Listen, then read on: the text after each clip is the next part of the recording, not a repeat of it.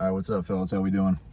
So, with our church for a couple weeks, it's finishing up this week, but they did like a 5-week challenge, which just had a bunch of different parts to it. But one of the parts was a like daily evening walk outside for 10 minutes with no distractions, no phone, no talking to people, whatever. Just go outside, find a spot.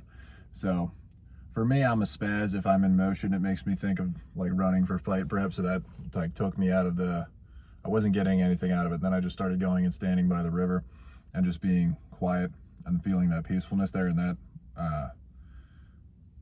that was making me realize a lot of things. So that time of just sitting by the river, praying, just being calm, being peaceful, just like waiting to hear from God.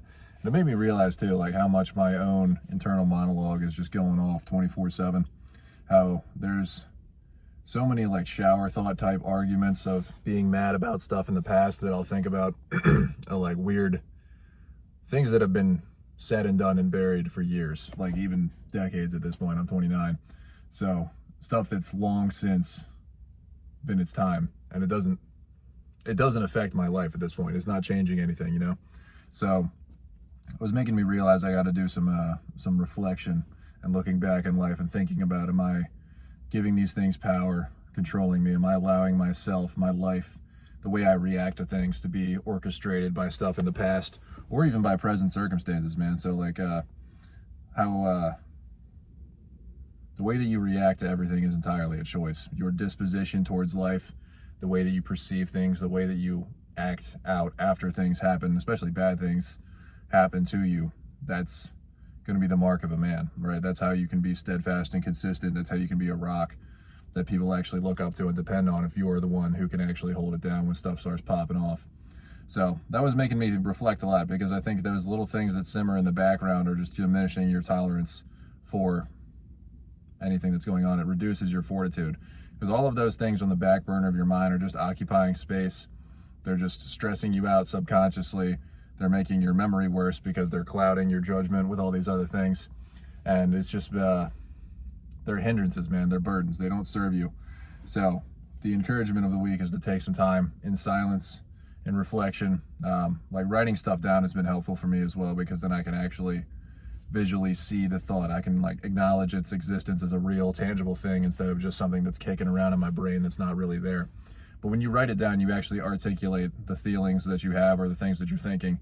You can see the logical inconsistencies, and with you be like, oh, this is stupid. And it's much easier to discard it that way than it is when it's some like grand esoteric burden that's weighing down on you. So take a lot of time. It's not gay to journal, fellas. So take some time to sit down and reflect on who it is that you actually are. What are the things that are burdening you? What are the things that are weighing you down? How is it that you are allowing yourself to be chained and weakened by your own mind? And what is it going to take for you to break those things and become stronger on account of it? Because resiliency and mental toughness is one of those things that I pride myself on a lot. I have a long fuse and I'm good at dealing with stuff. And then I was the total spaz when I was a kid. I was the complete opposite. And so that was one of the things I didn't like about myself that I wanted to change. In addition to like people would call me weak all the time, like mentally and physically. And so I was like, all right, I have to prove those people wrong. So it went from like a proving the haters wrong to finding out when those things actually started being true. It's like, oh, I actually like this about myself. I actually want to be this way because this is objectively superior. This is a better way of living my life, is that I can be unburdened by things happening around me. I can still be clear-headed and calm.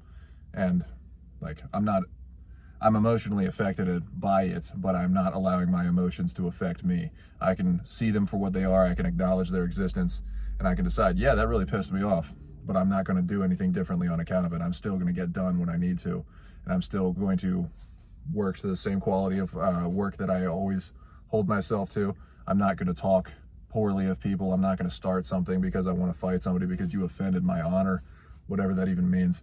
You know, like these meaningless things that we allow ourselves to get caught up in.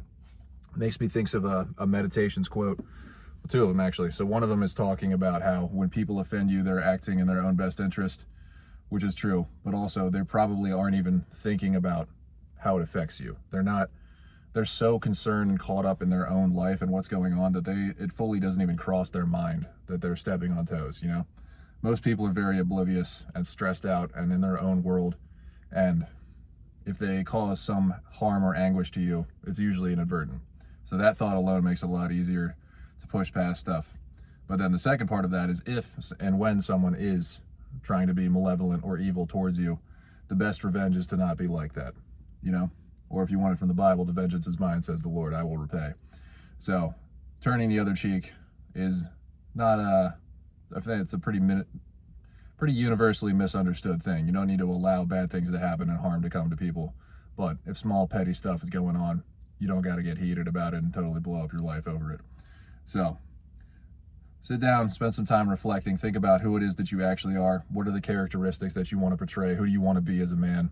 And what are the actions that you have to take in order to make that a reality? Because every time that you feel yourself getting upset, every setback in life, count it all joy, my brothers, when you meet trials of various kinds. Every opportunity, every stumbling block in front of you is an opportunity for you to turn it into something for you to hurdle over and become stronger. Peace out, fellas. Stay righteous. Have a good one. Let's get after it.